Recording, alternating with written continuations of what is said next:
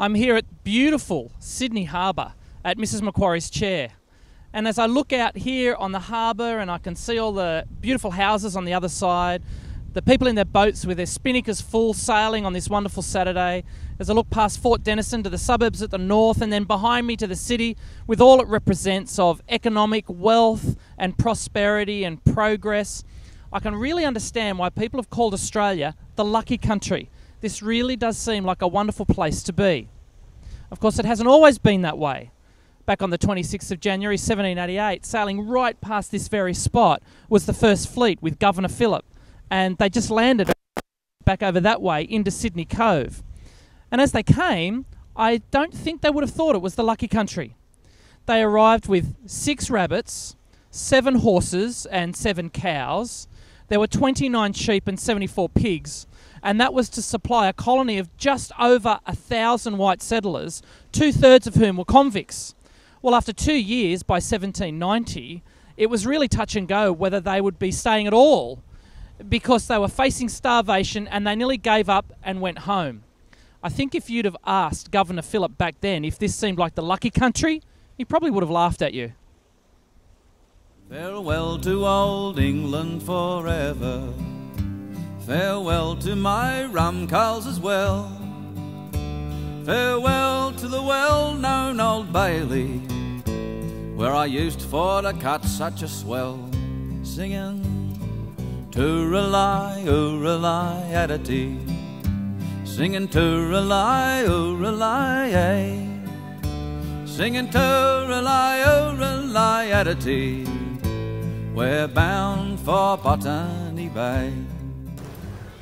Well, it probably didn't seem much like a lucky country back in those very early days of the late 1700s, but only 20 years or so later, when Blaxland, Lawson and Wentworth crossed the Blue Mountains, they opened up all this pasture land in the west.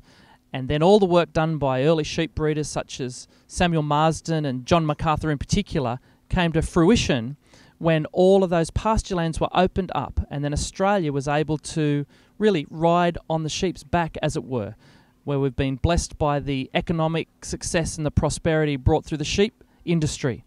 And then a few years later, in the 1850s, they found gold out there in Bathurst, and then down in Ballarat in Victoria and over in Western Australia.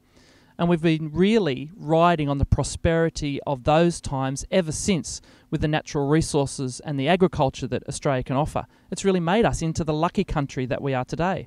And so we love it. We love our gadgets, we love our toys, we love our houses, we love the money that we've got and the freedom that we have in this wonderful country of Australia. It really is the lucky country.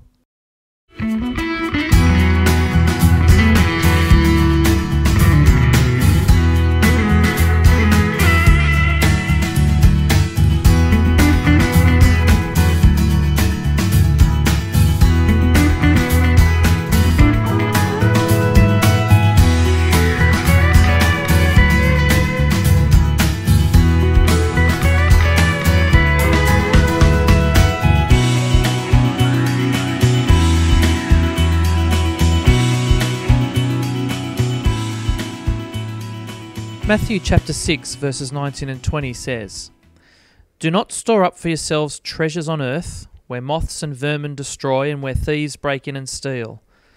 But store up for yourselves treasure in heaven, where moth and vermin do not destroy and where thieves do not break in and steal. For where your treasure is, there your heart will be also." Since the mid-1800s, Rookwood Cemetery here, the necropolis, has been used as the final resting place of a number of common, ordinary and famous Australians. Here the great leveller has taken poets such as Kenneth Slessor, musicians such as Peter Dodds McCormick, who wrote our national anthem, politicians like Premier Jack Lang, and business people like David Jones, and indeed like John Fairfax, in front of whose grave we now stand. Famous Australians, common Australians, all. We've all lived in the lucky country, but we all end up here or somewhere like it.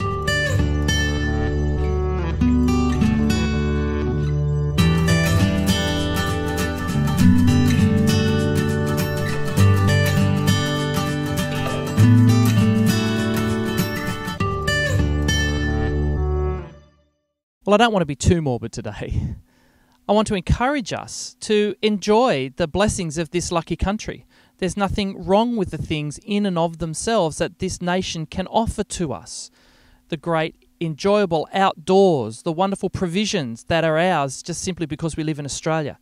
However, in light of the reminder right here that life is very short and that we can't take things with us, in light of the reminder of Jesus' own words that we've just reflected on, that the things of this world will rust out and be destroyed, or they'll be stolen and taken away from us.